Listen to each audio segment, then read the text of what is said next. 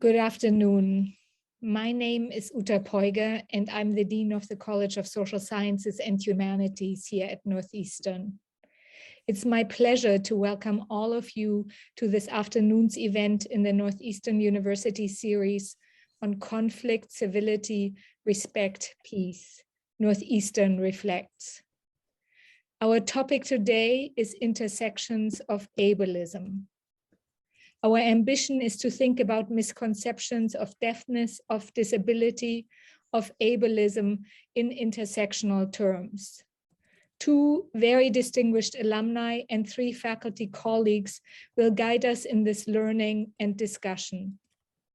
Together, we will examine how conceptions of humans by ability, by race, or by gender, to give 3 examples, can work together to shape life experiences. The panelists and the audience will also ask what we need to learn, but what we can do to combat ableism and manifestations of Audism. Let me just say a couple more words about the ambitions of our series. The series is a collaboration between student affairs and the academic side, and it is designed to elevate civility and ethical reasoning in the global campus network and with the communities with whom we interact. Our working definition of civic sustainability has 4 key features: to practice civility while engaging with difficult questions, to acknowledge past and present problems, to broaden personal networks, and to find common ground in action. We know that discussions like this afternoon's are only one piece in the broader picture of how to address such ambitions. And we very much look forward to honest discussion and to learning from and with our panelists. I'm particularly thrilled that 2 distinguished alumni, Dr. Shotonva and Dr. Murray, are joining us. I'm also thrilled that Dr. Robertson Wood, who led the racial literacy series with colleagues and students last year, has agreed to be a panelist, as has Dr. Altschuler, who leads curricular collaborations on health, humanities, and society. And I am grateful to our moderator, Dr. Weinert, who directs the ASL interpreting program, for suggesting a campus collaboration, really a campus network collaboration on deafness, ableism, and intersectionality. And grateful to all panelists and the series organizing committee for this afternoon. Again, I very much look forward to learning from our panelists and with you, the audience, this afternoon. Let me now turn to the co-chair of the Presidential Council on Diversity and Inclusion and the Dean of the School of Law at Northeastern, James Hackney. Good afternoon. As co-chair of the Presidential Council on Diversity and Inclusion, it is my pleasure to welcome you to today's panel on ableism. Ableism encompasses the disability-based discrimination, stigmatization, and social prejudice against people with disabilities based on the cultural belief that a people temporarily within a narrow spectrum of abilities are superior to those who aren't. At its core, ableism is rooted in the assumption that disabled people are less than, that they require separation, monitoring, and quote unquote fixing, rather than inclusion, participation, and equal opportunity to flourish. Ableism defines people by their narrow disability rather than the breadth of their being and intersectionality. Like racism and sexism, ableism classifies entire groups of people as subordinate and includes harmful stereotypes, misconceptions, and generalizations of people with disabilities. To combat ableism, it is essential that we come together as we are today to understand the impact of this type of prejudice on people with or who are perceived to have mental, physical, and perceptual disabilities. Too often, ideas and assumptions, stereotypes and attitudes cloud our understanding, resulting in both differential treatment and unintended impacts. Regulations and laws also sometimes operate under the assumption that disabled people are inherently less capable overall or less valuable to our society. These same laws and regulations refuse to recognize and remedy our many social practices that are disabling. How do we combat these types of stereotypes? How do we change our individual assumptions, our social structures, our institutions? Today's panel will help us understand the perils of ableism for individuals as well as our society, and how we can come together to celebrate and appreciate each other's strengths, limitations, and potential, and the contributions we make to society, so that we can come together towards disability justice. Now, I turn it over to Bob Jose, our Dean for Cultural and Spiritual Life. Bob. Thank you, James. And on behalf of the leadership and the team within Student Affairs, I welcome all of you to this webinar, where we will address a very important and timely topic. Even after decades of progress against ableism, people with disabilities still face significant barriers to social inclusion, equal opportunity, health and safety, and financial security. And while some of the most visible efforts to continue the fight focus on changing ableist habits and attitudes, the most harmful and persistent barriers people with disabilities face are still largely structural. To meaningfully combat ableism, we must recognize that changing attitudes and raising awareness, though important for their own sakes, is not enough. We must first recognize, and then commit to tearing down the structural ableism that keeps so many individuals with disabilities unfree, unsafe, and independent, even when they are accepted more than they once were. As we strive towards becoming an even more inclusive university, we must keep these things in the forefront of our minds and work to make them a reality. With that being said, I am pleased to introduce our moderator, Dr. Lori Wynot. Dr. Wynot is the director of the American Sign Language and Interpreting Education Program and a teaching professor of interpreting. Without further ado, I turn it over to you, Dr. Wynot.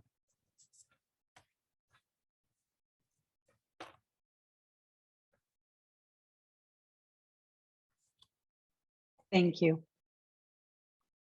Thank you, Dean Poiger, Dean Hackney, and Dean Jose. Thank you for the introduction.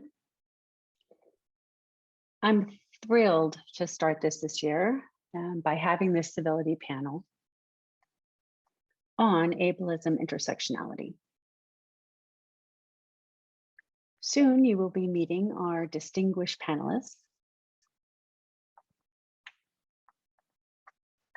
who are here to talk about our topic of ableism, Audism, and their experiences and knowledge about deafness and individuals with disabilities from the lens of intersectionality. I'm very much looking forward to this discussion. Let me start by introducing the panelists. First, Dr. Opeoluwa Soturnwa, who's a commissioner for the Massachusetts Commission for the Deaf and Hard of Hearing. Dr. Ope is a human rights champion and disability lawyer and a graduate of Northeastern with a Doctor of Law and Policy. Dr. Sari Altschuler, who's an associate professor of English and also the associate director of Northeastern's Humanities Center. Her research focuses on American literature and culture before 1865, literature in medicine, disability studies, and the health humanities. Dr. Tracy Robinson Wood, who's a professor of Beauvais College of Health Sciences. Her research investigates intersectionality among race, ethnicity, gender, sexuality, and class. And Dr. Joseph Murray is a professor of ASL and Deaf Studies at Gallaudet University and the current president of the World Federation of the Deaf. His work explores the many ways in which deaf people have lived as visual minorities in an auditory society. So our panelists are experts with a deep understanding of today's topic. You will see links to their bios in the chat if you would like to learn more about each of our panelists.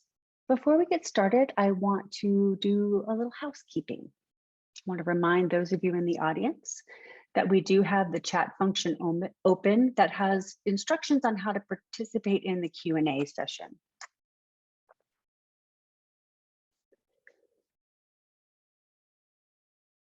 Also, we are using Zoom webinar today. You can see the panelists, but they cannot see you. So it's not like a typical Zoom meeting that you might be used to. We do encourage you to use chat to interact with one another. Today's panel is a little bit different. You might see that the structure isn't what you're used to. We have two languages happening simultaneously. We have an auditory language, English, and a visual language, American Sign Language. Both are being provided through the panelists and through the use of sign language interpreters.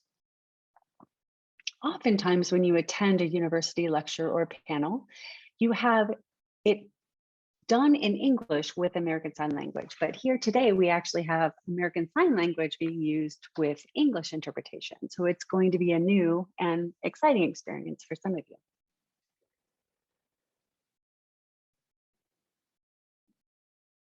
So I think an important thing that you may learn today is that not only deaf people rely on interpreters, those people who hear have to rely on interpreters as well. Before I turn everything over to the panelists, I want to give you some context. Dean Hackney already provided some. We're talking about ableism, but another word that you may not have heard in the past, and the panelists will expound upon, is the term Audism. This term comes from a deaf studies author, Tom Humphreys, and was coined in 1975. And actually has been used by a psychology professor from Northeastern, Harlan Lane. The panelists will help expound upon the meaning of that term Audism. Another term we will be using is BIPOC, which stands for Black, Indigenous, People of Color. So you might see that term or acronym used today. Deaf and disabled people have similar experiences of marginalization and oppression. There are some overlaps and differences between the communities. But the shared experiences, they don't fit into what is deemed as the norm. There are great barriers in education and higher education, which causes a wealth disparity. Many deaf and disabled people are underemployed or unemployed and experience poverty because of this. Also, many deaf children don't have an opportunity to learn their visual language before the age of 5, which causes another barrier. Deaf and disabled people who are BIPOC experience greater disparity.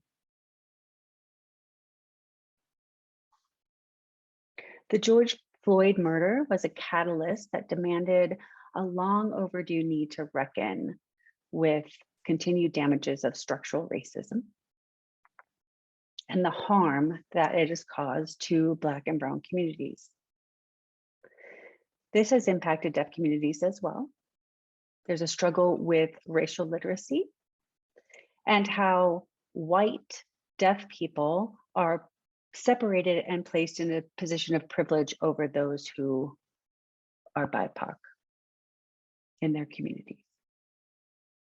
So the topic of intersectional ableism is a complex one. Today, we will not be able to talk about all the nuances and implications that arise from intersectionality. But hopefully, we will start to bring an often overlooked, unrecognized section of the population into discussion.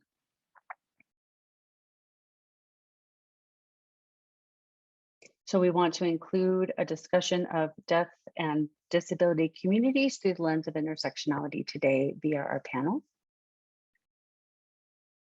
So now I would like to turn things over to our panelists. Our first panelist to speak is Dr. Ope, who will share his thoughts. Thank you. Thank you so much, Dr. Wynot. It's always an honor to be back on the NU campus, even if it's virtual today. I have such fond memories of my time at Northeastern. And I'm so thankful that my work has brought me back to the Massachusetts community and among the ranks of my esteemed colleagues here today. As scholars and practitioners, I really enjoyed my time at NU learning and growing with world-class leaders in the Doctor of Law and Policy program. I really learned quite a bit in my research, which focused on the experiences of deaf people in the criminal justice system, specifically with police interrogation.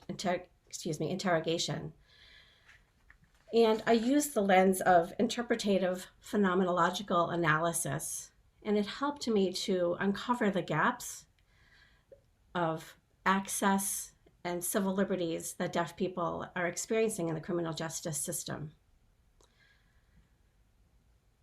Oftentimes people think that just providing a sign language interpreter in those situations is enough, and it is not. We have the proof to show it. It's time to reframe the conversation. It's time to reframe the policies based on the lived experiences of the deaf population within the criminal justice system. I grew up in Nigeria, and when I moved to the United States, it was such a time of honor for me to have the conversations that I was privy to. But there were great divisions that I saw in the United States compared to my experience growing up in Nigeria. There's a lot of polarization in our country. And I think that it's time that we take the lead to teach people the importance of truly listening to understand one another. Because I think oftentimes people take the approach of, it's my way or the highway. And that doesn't move the ball forward. I think that, I grew up in a very heterogeneous country where we have over 250 spoken languages and many, many signed languages as well. And as a polyglot, I myself grew up speaking 8 different languages and over 3 sign languages alone. So by the time I moved to the United States, I learned American Sign Language and added that as my 4th language. So I am a true polyglot. But I do think it provided me a great foundation to be able to accommodate and meet people where they are, to understand and appreciate their struggles, and to also have high expectations for myself and for the community where I live and work. Some of you may remember from history. Let me give you an example. So the French colony system, let's think about that. It really required assimilation, which requires the colonized to shed their identity, shed their values, let go of their language and their culture, because assimilation required them, colonization required them to adapt the colonizers' perspectives, beliefs, and values, etc. We've seen this happen again and again, and these are all examples, if you will, of microaggressions. It's a microcosm of what we're experiencing today. If you take a look at American Sign Language and spoken English, oftentimes people can tell where a person is from based on how they sound or how they sign. People make assumptions and judgments based on that. I do think that when we put people in a box, though, you miss out on the totality of who we are as humans. So whether we're in my line of work, in my research and whatnot, oftentimes my own personal experience would lead people to question where I came from, where I was from. And I think that happened regardless. It happens to people regardless of their racial identity or whatnot. But I did find that people would often minimize my presence, minimize my values, minimize my place of origin. And that caused me to feel quite disgruntled. And I don't believe at all that the experience I had was unique to me. I think it is a shared experience of anybody who is an immigrant moving to the United States. People who are looking for a new way of life, learning new languages and new cultures, struggling with English, being corrected left and right. And I think that this conversation today here is going to open up the doors to talk about racism and the insidiousness of it and the deep roots it has. And I think that people may feel fear. They may feel that they're not making an impact. But I can tell you that structural racism, ableism, Audism, etc., makes an impact and an impression on everybody. Nobody can escape the impact of that, including the deaf community. So I know that today I and my colleagues will help to shine a spotlight not only on all of the isms, but on taking advantage of the power and the knowledge that we all have to share that in this community, and then to take that back, take that passion and that knowledge and spread the good news of the work that we're all doing here back to our respective communities. I'm looking forward to today's discussion. Thank you so much.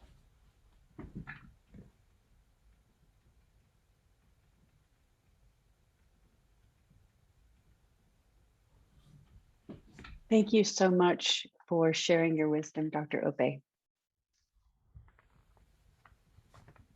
Now I would like Dr.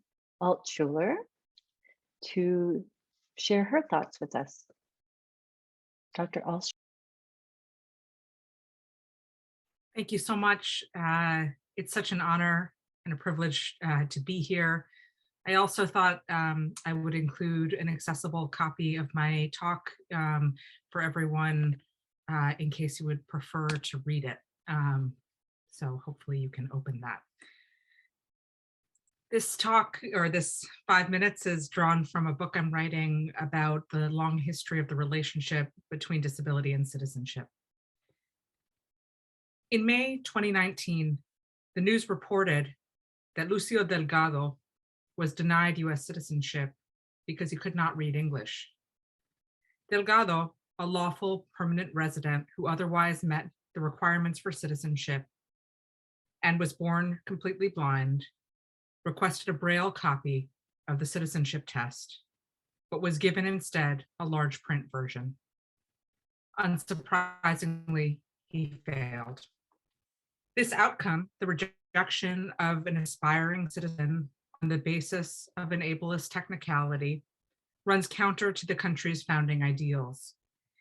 Indeed, it is the opposite of what the founders envisioned as they established a nation where residents were often born elsewhere. The idea that people of various abilities could become American citizens was a key part of early ideas about citizenship.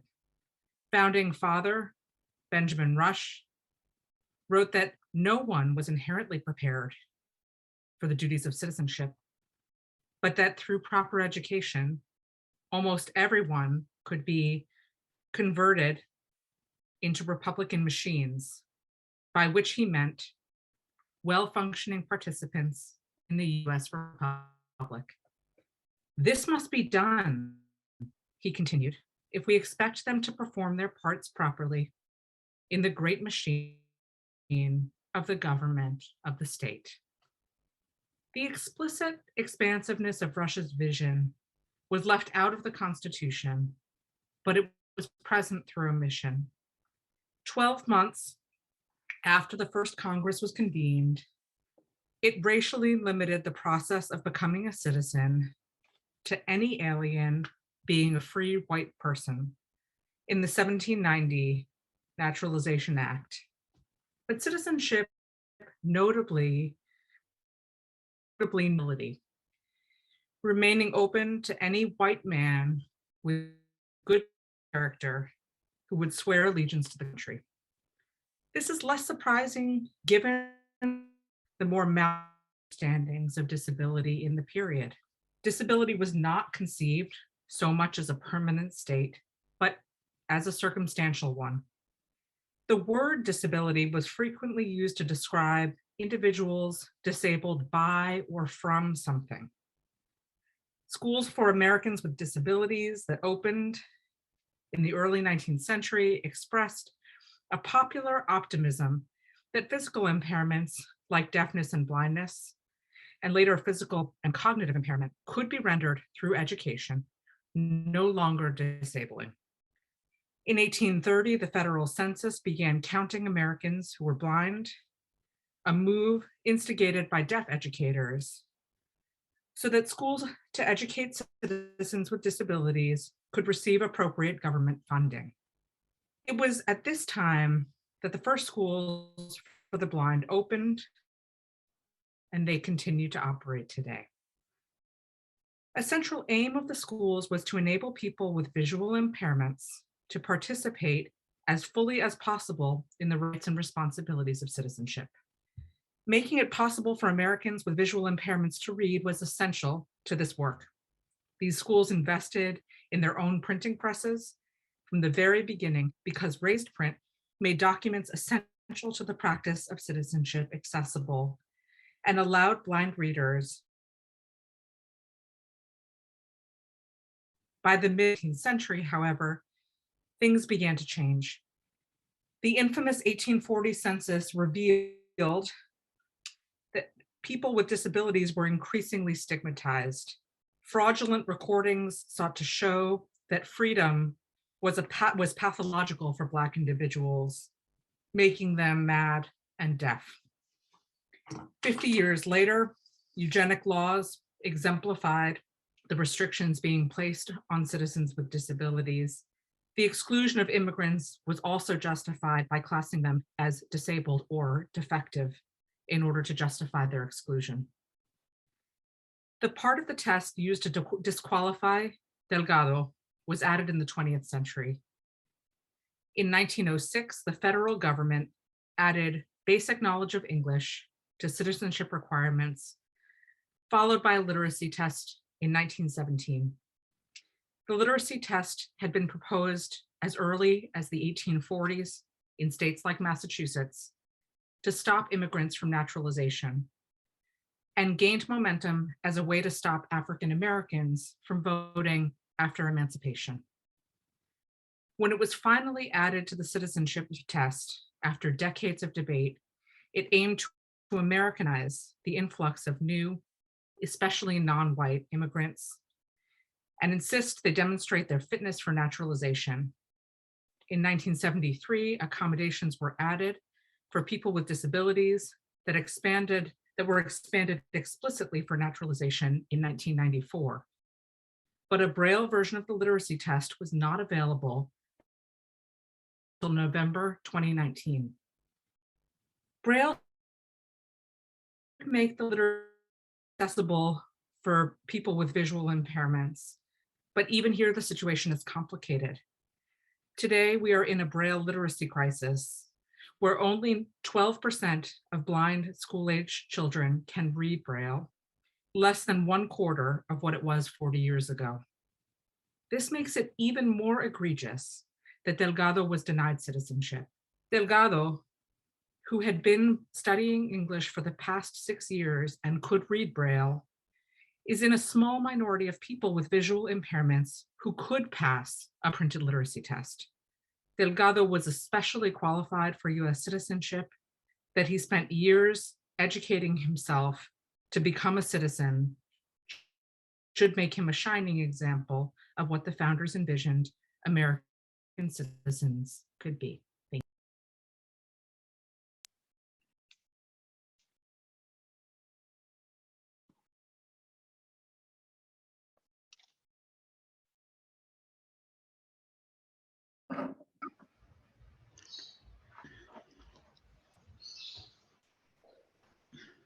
Thank you, Dr. Altschuler. Very, very thought-provoking. Now I would like Dr. Tracy Robertson Wood to share comments. Hello, everybody, and thank you for the invitation to be here today. I would like to begin with a case study. My dear friend and colleague, Dr. Janie Ward, and I release a book next month called Sister Resistors, Mentoring Black College Women on Campus. Our goal was to write a book that honored and celebrated the very different identities that describe Black women. They're not a monolith. And so we know that Black women come from different geographic locations, have different ethnicities, languages, socioeconomic class structures, sexuality differences, different races in a biracial, multiracial world, different abilities and disabilities.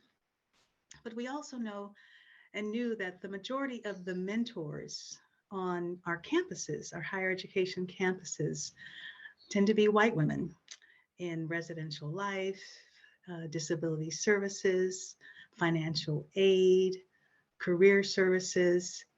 And yet oftentimes in our race segregated society, white women and Black women don't share close friendships. If you're a white woman listening to me right now, just think for a moment about who your close friends are.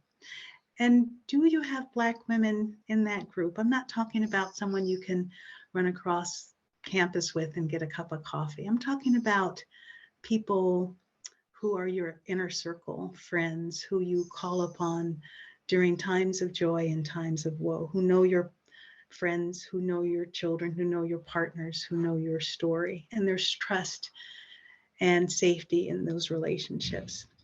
And oftentimes, white women in their graduate programs are not required to learn about Black women's histories, multiple jeopardy, gendered racism, and resilience and resistance. And yet they function in the role of mentor. And also they're not necessarily aware of the strengths that the Black women bring to campus. This creates really significant challenges for not just Black college students who are female, but other students of color, as well as white students with stigmatized identities. So the case study is about Emily. And Emily is a very strong student. She loves learning and she has a high GPA. And Emily is Black and Emily is hard of hearing. She is deaf. And she goes to her professor and she requests some extra time on an assignment. And the professor denies the request because Emily has a very high GPA. And in the professor's mind, that high GPA means that her disability must not be terribly disabling. And Emily attempts to speak to the matter, and she is seeking to advocate for herself. But she notices that the professor seems annoyed and somewhat impatient with the cadence of the way in which she's speaking. So she departs from that interaction and then turns to her crew, the crew being the only group on campus that is an affinity group for deaf and hard of hearing students. And she tells them that she wonders if the professor denied her requests because of his assumptions about her as a Black student, that perhaps she's trying to cheat the system, trying to get something she doesn't deserve. And the students in the affinity group, who are all white women, vigorously defend that it is about deafness, it is about accessibility. Racial discrimination, not relevant at all. So insult to injury. So Emily leaves defeated. She feels unheard by the professor, that the tropes about Black college students in terms of affirmative action and quotas and special admittance policies were perhaps present in his interactions with her, and feels invalidated by the women in the affinity group. And so in these situations, you have a student who can feel extremely lonely and alone in a situation where the efforts of universities to create programs for all students oftentimes is focused on a generalist population, which is oftentimes white students, middle-class students, and people who are read as physically and psychologically able-bodied. In this situation, you have a young woman who knows that she is entitled to extra time. The federal government has mandated that. But even though these federal policies exist, it doesn't change some of these discourses that are rampant in society writ large, but also can be found on college campuses. How does ableist thinking thwart Black students' education when they have other identities, visible and invisible? How does higher education complicate belonging, exclude people on the basis of their multiple identities?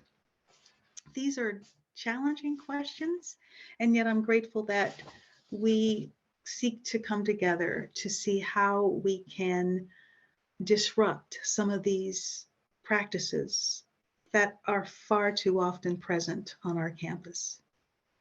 What we see here is the centrality of whiteness as influencing the ways in which we understand deaf and hard of hearing. Who do we expect to see among the deaf and hard of hearing? Whose agendas are primary? Whose bodies look deaf and hard of hearing normative? I'm asking that we think about what it means to be an ally, which means we don't get to decide whether we're allies, but we are called into that space by those who we wish to collaborate, and that we replace the ableism that is centered in whiteness with inclusion and dialogue and representation and humility. Thank you.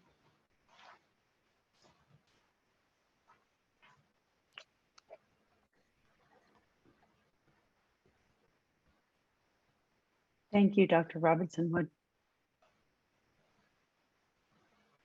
Very inspiring thoughts. All of you have been very inspiring. And I'm looking forward to our continued dialogue. And lastly, our final panelist, Dr. Murray. Last but not least, Dr. Murray, take it away. Thank you so much. And I would like to thank Northeastern University for inviting me to be a part of this today. I graduated from Northeastern in 1995. And during that time period, we had a wonderful community of deaf and hard of hearing undergraduates, as well as deaf staff members. I feel like that time period helped me to be very part of an inclusive community in Northeastern life, and it shaped the path of my life from that point onward to today. So those are wonderful memories, and it's an honor to be back here at this institution today with this Civility series. So thank you so much for inviting me to be on the panel. I have trained as a historian, and so I would like to bring a historical lens to this topic today, specifically with thoughts about ableism. About 180 years ago, a concept was invented that has proved to have a profound impact on how we understand difference today. This is the concept of normalcy, or the norm. In the 18th and 19th centuries, during the scientific revolution, a system was developed where we categorize people through a variety of physical abilities, different traits, and that system of categorization has been applied to individuals throughout society, including people with disabilities, as well as other minority groups. Women, BIPOC individuals are having to deal with the application of the concept of normalcy. Earlier on the panel, Dr. Altschuler mentioned how historically that stigma of disability has been used to deny African Americans the right to vote. Women historically in the 19th century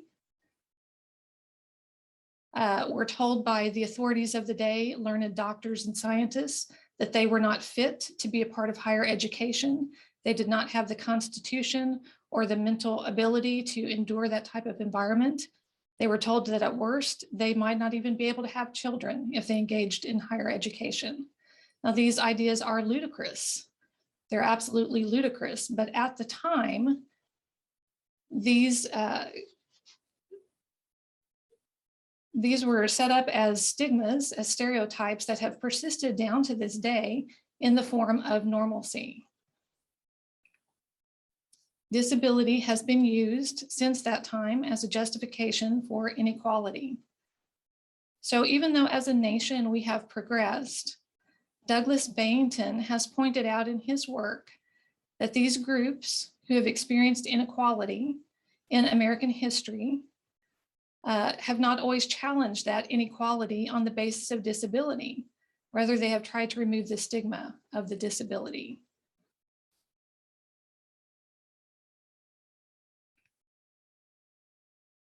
The only way that they could achieve progress was by denying the disability itself, by looking at the stigma of disability, to try to disidentify themselves with that label. I would like us to think today that rather than looking at the label of disability or that categorization, instead to look at how our bodies navigate through space and throughout society. We all have different bodies, different minds, different sensory experiences. Some of those bodies, some of those minds, some of those sensory experiences are stigmatized, and others are not. So what is the line? Well, really, that's not the right question, is it? The right question is, why is there a line there at all? Why do we say that these bodies have so-called special needs, which incidentally is not a term that we should use? while other bodies do not? Why is it that when a new TV series is created, millions of dollars will be spent to add sound to that as part of the operating budget, but the thousands of dollars necessary for captioning are considered an additional expense that is unnecessary? My colleague at Gallaudet University, Dirksen Bauman, and myself proposed a different way for deaf people to view ourselves and to understand our place in society through the concept of deaf gain.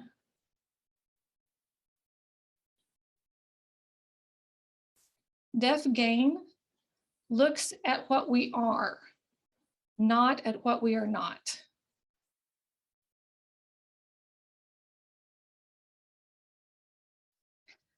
That concept of normalcy is itself not normal. Very few people in the world can fit the definition of what is identified as normal. So being not normal actually is the norm.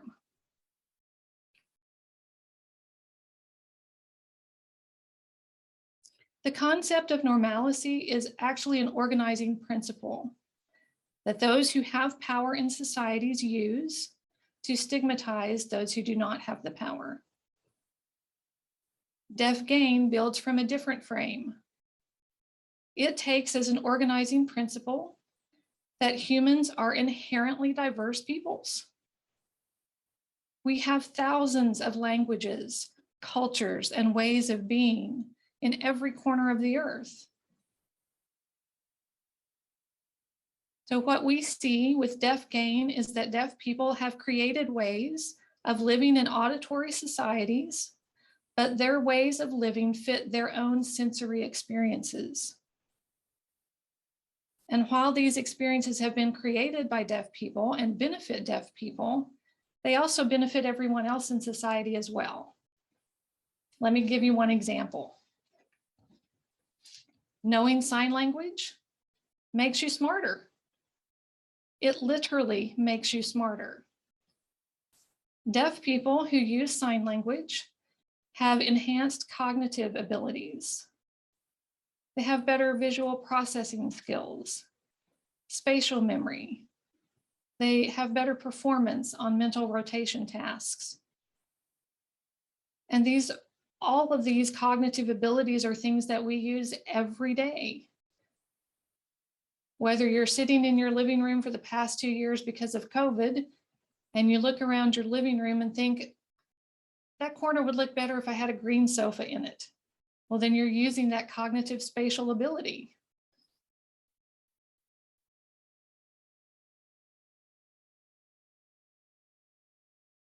So signing individuals show improvement with those cognitive abilities, and interestingly enough, hearing individuals who learn ASL also show the same dramatic improvement in those abilities.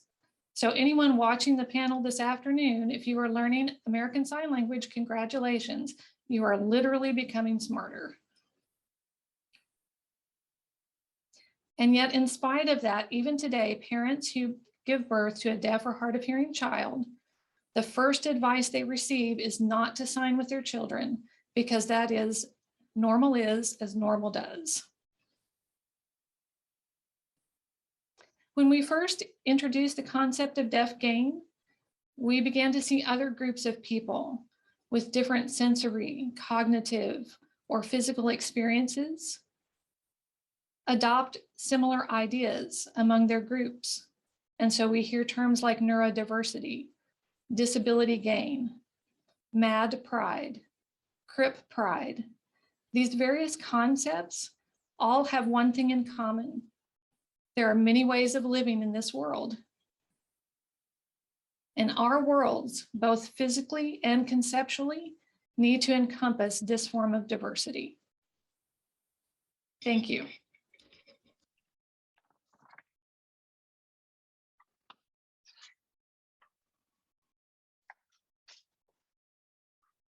Thank you so much, Dr. Murray.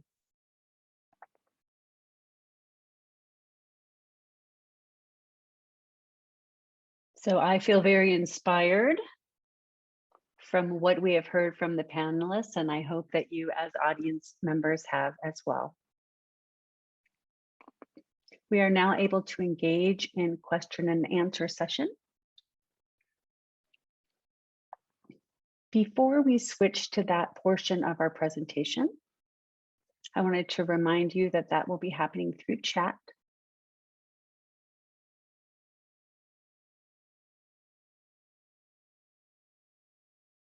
So we actually have 4 panelists, and I'm wondering if after you've heard each other speak, if you wanted to take turns commenting. If you do, please raise your hand. I will recognize you, and to make sure that we are respectful in turn taking, since we are using 2 distinct languages today. So I believe before we open it up to the audience, I would like to give the panelists an opportunity to make comments on anything that their colleagues have shared today during their discussion.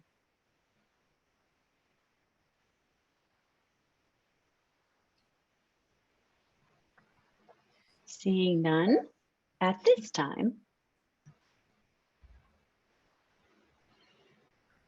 I'm trying to navigate the screen. I want to see if we have any questions from the audience. Sometimes it's difficult to juggle visual language and the visual medium of accepting questions in chat. So just one moment.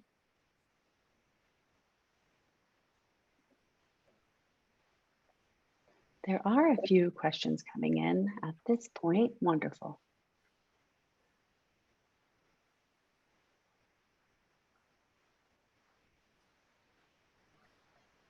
I'm going to wait for more questions to come in. So let me throw a question out to the panelists to get us started. All 4 of the panelists have talked about the concept of normalcy and how different systems throughout history have been established to gatekeep, if you will, who and who is not normal. There was also some discussion of microaggressions against those who don't fit the considered norm. How can the community better understand and ameliorate the microaggressions that are experienced through the different systems of oppression and through the intersectionality of ableism, Audism, racism?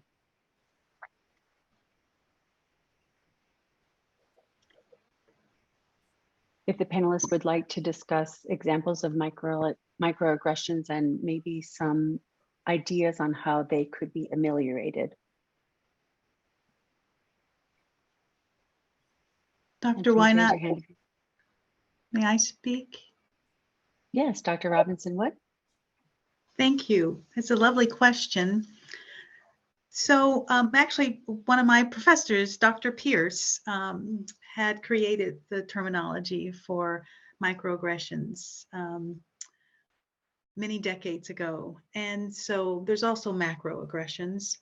Oftentimes they're very common and daily and such that we can become immune to them. I think of them as inhalants, that we kind of absorb it as it's all around us, of the microaggressions. In the case study that I shared of Emily, she was microaggressed twice. She was microaggressed by her professor, and she was microaggressed by the affinity group. The pain of microaggressions is that it oftentimes happens within those types of circles of familiarity, where you know people, you come to rely on people, there are relationships.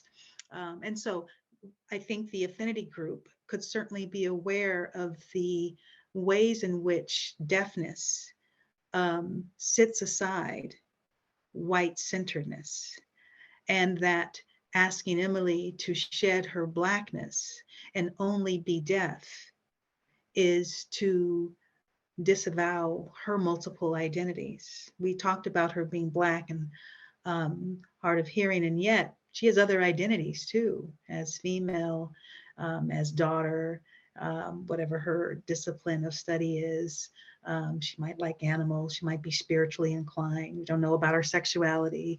And so what would it mean for the women in her affinity group to begin to interrogate their proximity to whiteness? What have they been taught about normalcy in the deaf community? And what does the normal deaf body look like?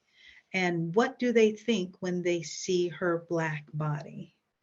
And these are conversations that, yes, are challenging to have, but I think if we do not engage in them, then it is hard to unpack the ways in which we participate on a daily basis in microaggressive activity. Thank you. Thank you. Are there other comments from the panelists?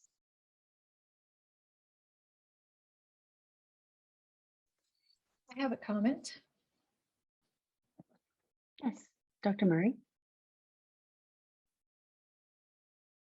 I just wanted to add my support for Dr. Robinson Wood's recent comments for reply. Her research specifically about Emily and representing that story to us. The white deaf community needs to understand all of those layers that exist in being deaf. Being deaf is not just an identity. Being a white deaf person doesn't give you an equivalent experience as a BIPOC deaf person. And that's something that the deaf community at large is currently beginning to understand. We're in the process of understanding that, but it's a hugely fundamental concept to the community. So I wanted to express thanks to Dr. Robinson Wood for her research in bringing that to light. That's something that's a vital need to our community in this time period.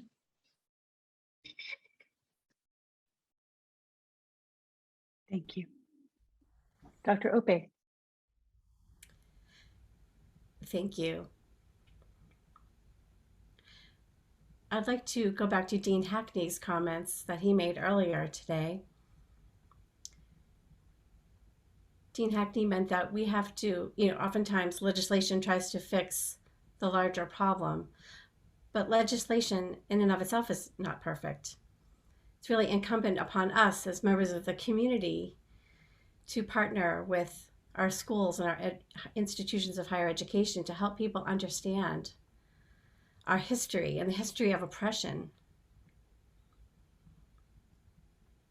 I think that research should help inform, and if we can focus on communities that have been neglected and marginalized, because it would help inform our work, because the systems of oppression were erected deliberately. And we have to counteract that, and we have to find ways for people who might have disagreements with one another, have different backgrounds, to still come together and to share our knowledge, to share our learnings with one another. Because I think that when people have exposure and an opportunity to really engage, then they're more open to learning. And we're such a divided country currently. We just, we're getting ready to celebrate Black History Month. And I think that there are people who should not be celebrating. People are commenting on the critical race theory doesn't exist. They're making assumptions based on ignorance, and they're riding on the political train and not thinking for themselves. And I think that as a society, we need to remain open. We need to remain open to learning about our neighbors and about our communities and our history, and accept people for who they are. And I think that we need to, at the same time, stop asking people to assimilate and to fit our model of who we think they should be, but instead we need to be reaching out across the table to our neighbors and learning from one another. Thank you. Thank you. I'm seeing several questions, but I also see Dr. Altshuler. So Dr. Altschuler, if you would like to comment. Yeah, I just wanted to say quickly, and I so appreciate the comments of my fellow panelists. It is really humbling to be on this wonderful panel. I mean, I think part of what I really love about studying the past, and this is something I think that Dr. Murray also alluded to, is that things are different in the past. And the second that you realize that the world has functioned differently and can function differently, it takes some of the power away from systems and structures that feel sort of natural or intransigent or things that you can't overcome. And so that's, I think, for as many atrocities as exist in the past, and I don't for a minute mean to diminish long histories of awful abuses, but Dr. Murray alluded to the sort of recent idea of normalcy, of the norm, which fundamentally changed the way that we see bodies and minds, and just understanding that concepts like that actually have a history, were developed at certain moments in time for particular reasons. That's, I think, a very powerful tool for beginning to imagine the world otherwise. So I guess that's kind of a plug for the humanities, but I do think it's an extremely important tool for intervention to realize how recent, in some cases, the structures that we find incredibly oppressive and that are incredibly oppressive actually are.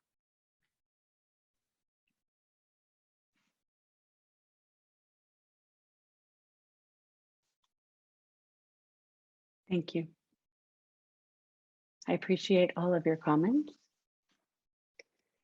I'm seeing many themes in the questions, so I'm going to try to, unfortunately, we're not going to be able to answer all of the questions that are being posed, but there were a few questions about how can an individual learn more about these issues, and then other questions about the environment, the educational environment, and how it could be made more inclusive for deaf and disabled individuals.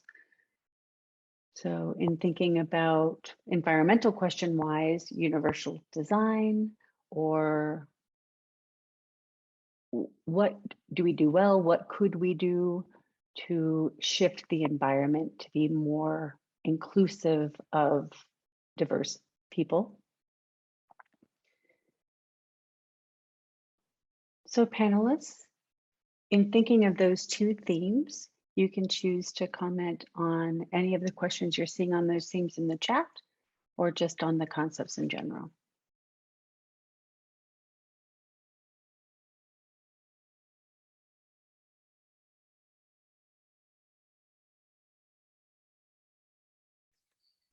Well, I'm happy to say something, unless someone else would like to speak first. Go ahead, Dr. Murray.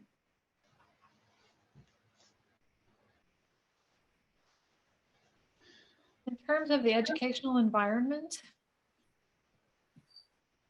for the past 30 or 40 years, there has been a specific discussion pointedly about inclusion, making that a fundamental principle, inclusion within the educational system for disabled groups. And that's an important policy, because in the past, people who were viewed as disabled were excluded from higher education. They were considered unqualified for that environment. So on the international level, we are seeing a lot of positive changes where learners with disabilities are becoming included in the regular mainstream educational setting. That's a positive impact for millions of children with disabilities.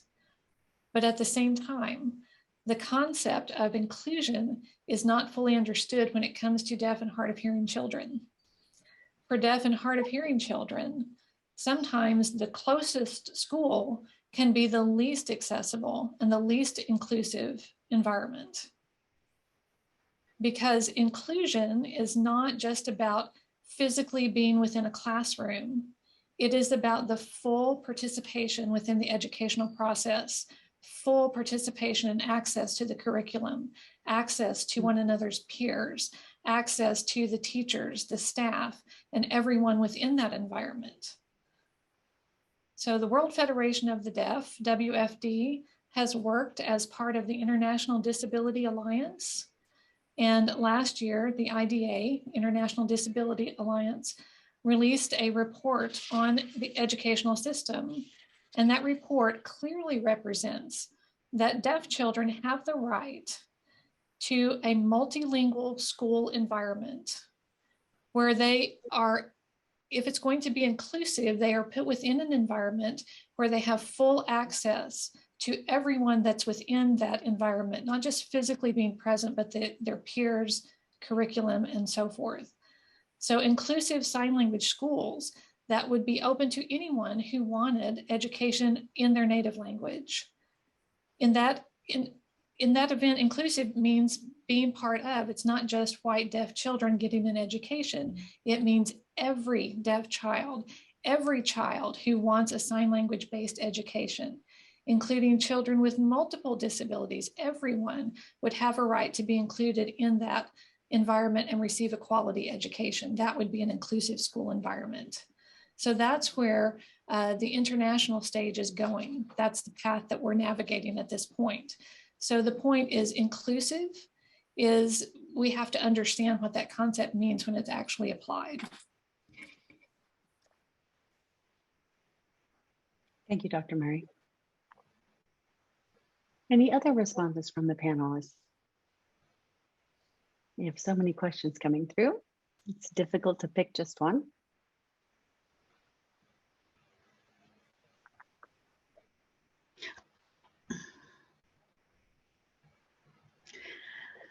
Dr. Robinson-Wood.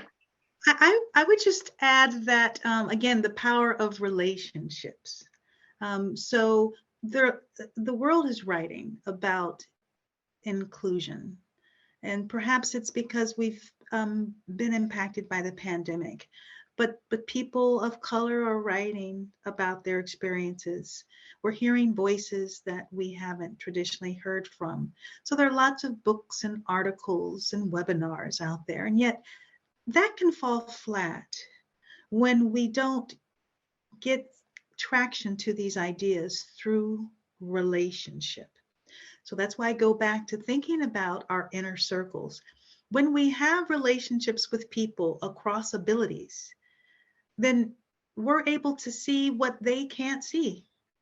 They're able to point out that something that we take for granted because we can see it, they struggle with it, or they're afraid they're going to fall, right? And so I think that, you know, are our homes accessible to people? I just think that there are times when we're not aware of the ableism in our environment because we are able-bodied, many of us, with respect to certain aspects. Perhaps we might be hard of hearing or deaf, but we might be able to see, and therefore we're not able to bear witness to those things that people who are not able to see, it's not accessible to them. So that's the power of the relationship, of the sharing, and becoming mindful of the ways in which our privilege and our segregation from people who are often not like us keep us unaware of other people's lived experiences. We do live in extremely segregated lives with respect to race and class and ability. And so the question is, what are we missing by not having our lives peopled with these very different and lovely experiences that can grow our lives and add life and light to who we are? And so, because I think we do lose out by having these very narrow margins as to who's acceptable in our inner circles. But it certainly has implications, I think, for what we do as teachers and staff members and employees. So the books and the webinars and the articles, the reading is nice, but the power, I think, of transformation is in our relationships.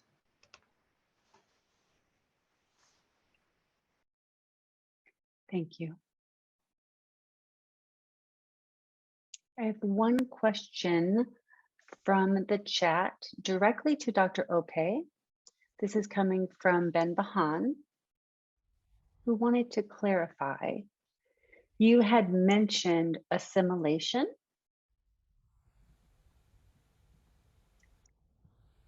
as a form of microaggression. Ben is asking if you could elaborate on that further. I'd be happy to. And I'd also like to add additional comments from Dr. Robinson Wood.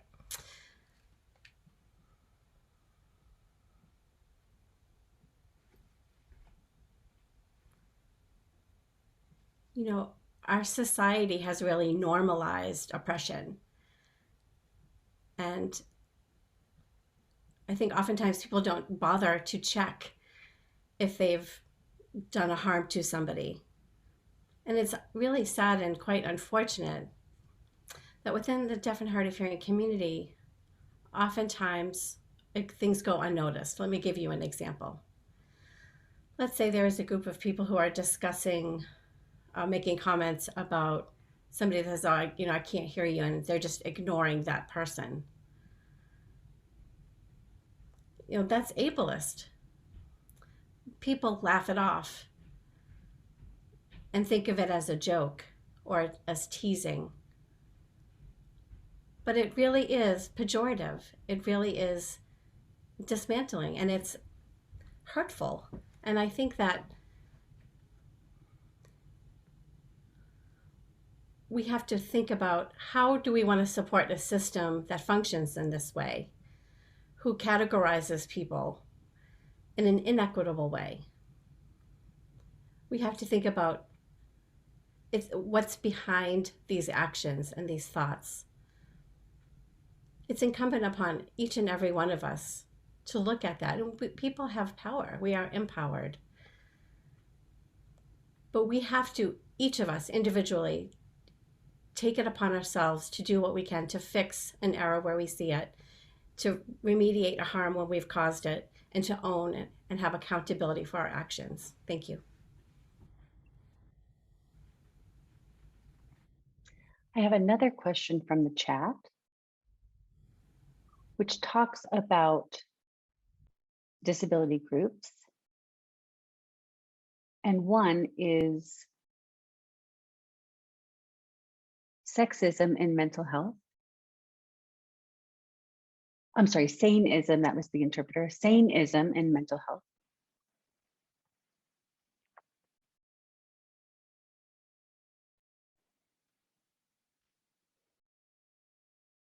Discrimination happens in disability groups, and oftentimes those in mental health experience further disparities. Worse so with COVID, people are struggling with anxiety. People are being labeled as emotionally impaired. So these groups of people are typically not included in what is termed as disabled groups. Does someone want to talk about the place for those who are neurally diverse?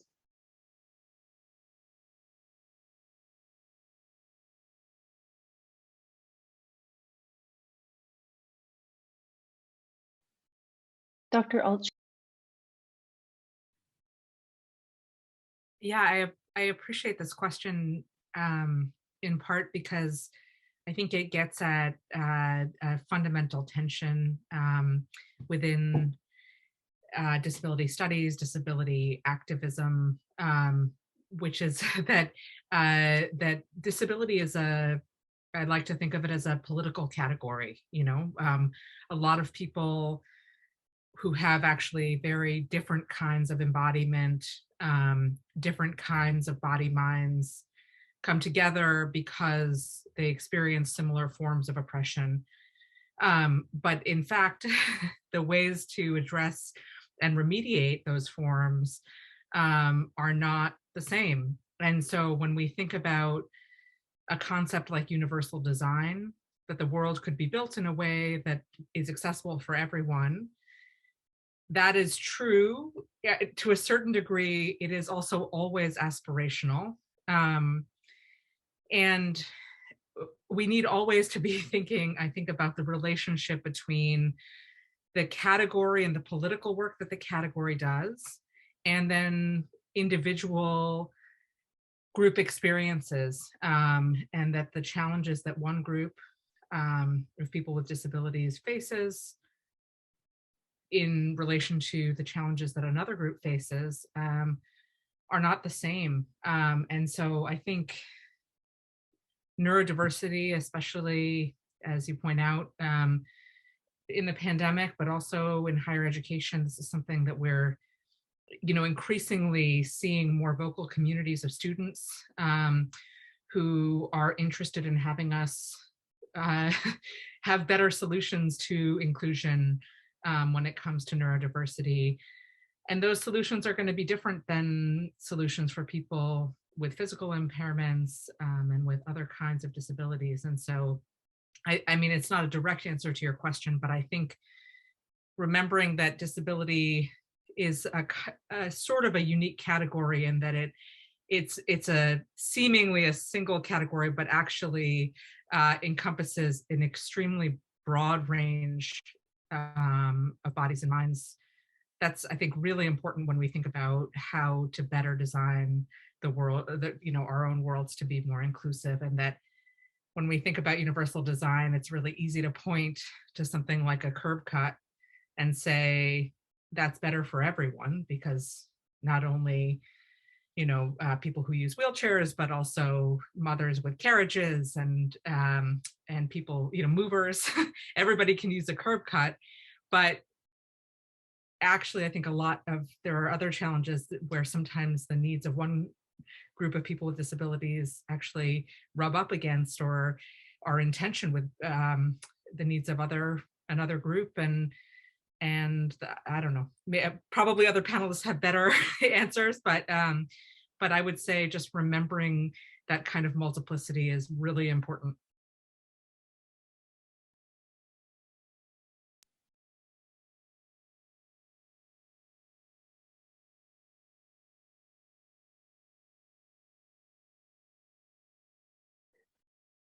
Are other panelists wanting to comment on that? Yes, Dr. Ope. Thank you. With universal design, I think that when I envision what that means, I think oftentimes it's not fully inclusive of deaf and hard of hearing people. In general, for people, I think it's typically universal design is hinged upon people with physical disabilities.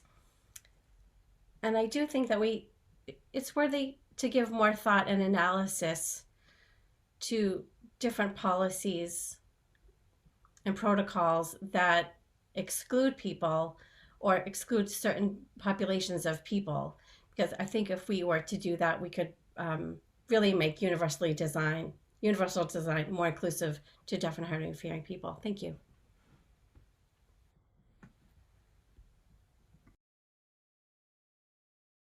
Dr. Murray. Yes, and I just wanted to hone in on the COVID part of the question. During this pandemic, we've seen a huge impact on everyone in every country, and we have seen some tensions within countries. But at the same time, I think that we can say COVID has given us opportunities to rethink how we relate to each other, to rethink how we want to relate to one another, whether it's in our workplace, at our university, within society. So the ability to rethink those things is being stretched, and I think that that's crucial. It's very popular now to say build back better. Well, yes, but maybe we could get rid of the back part. We just need to build it better. We need to figure out a way to be fully inclusive of all people at all times. Can't we make that as our goal for society from this point onward?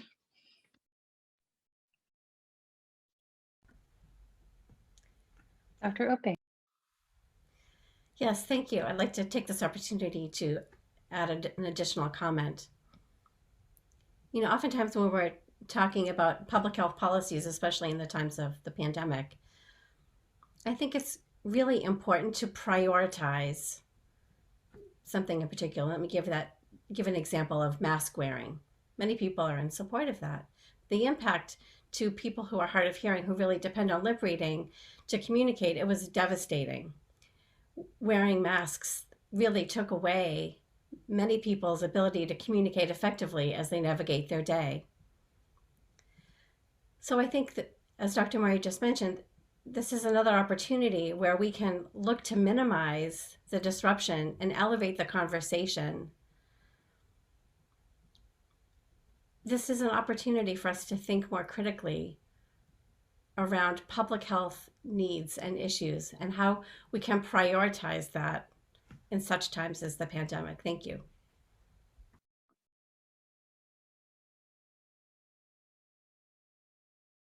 We're near the end of our time together, but I do have a question I would like to pose to the panel. If a building environment or a certain space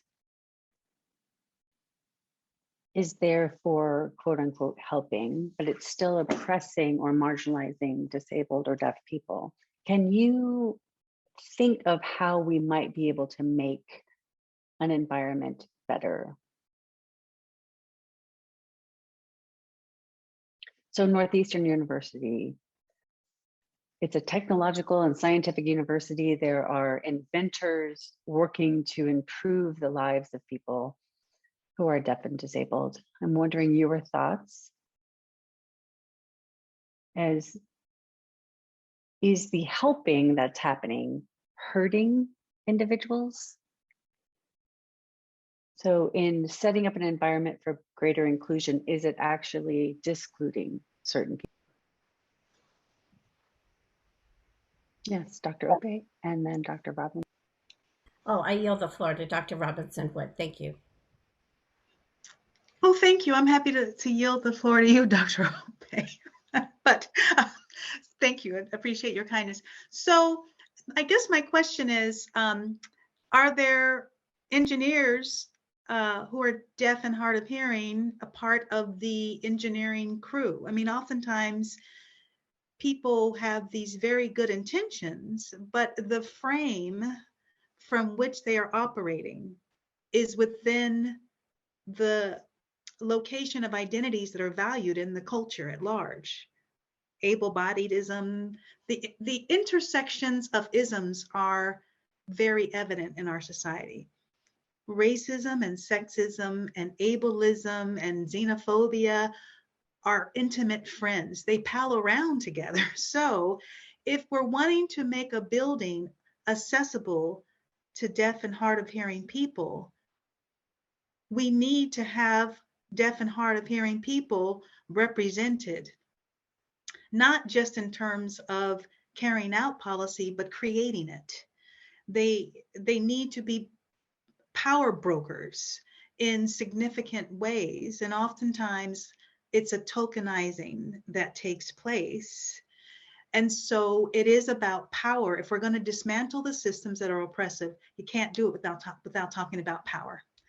And that is the stuff that can create some discomfort. So I would just say that oftentimes those essential voices are missing from the conversation, and people are objectified and being talked about. There's not the real inclusion, because if we want to disrupt systems that are oppressive, we can. The question is, is there evidence of what we say that we wish to do? Because many of these conversations are very, very old. And so we have to ask ourselves, to what extent are we having these conversations? Because they can certainly help us to look good, but are we doing the work that can help us to know that change and transformation that reflects better lives for all of us? Racism doesn't just affect BIPOC, it affects white people. Ableism doesn't just affect people with disabilities. It affects those of us who are temporarily able-bodied. So I think if we change this dysfunctional binary of who is disabled and who is not disabled, maybe we could see a human conversation that really affects all of us. Thank you. Thank you. I wish we could keep this discussion going, but we have run out of time. I think today was a good start in getting the conversation going. For those of you who were in attendance, thank you for joining us. And I would like to thank our esteemed panelists for your contributions to this topic. This webinar is recorded and will be posted on the Civility series website for future viewing. Also, Northeastern University on campus will be having listening sessions. So in the chat, there's more information on future listening session opportunities. Thank you again for those who attended. Thank you to our panelists. I wish you the best of luck and hope we can continue this discussion in the future. Thank you so much.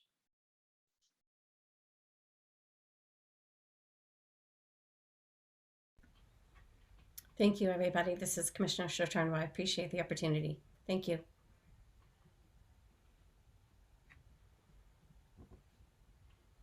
I'd like to take a moment to thank our communication access providers. Thank you to the interpreters. Appreciate it.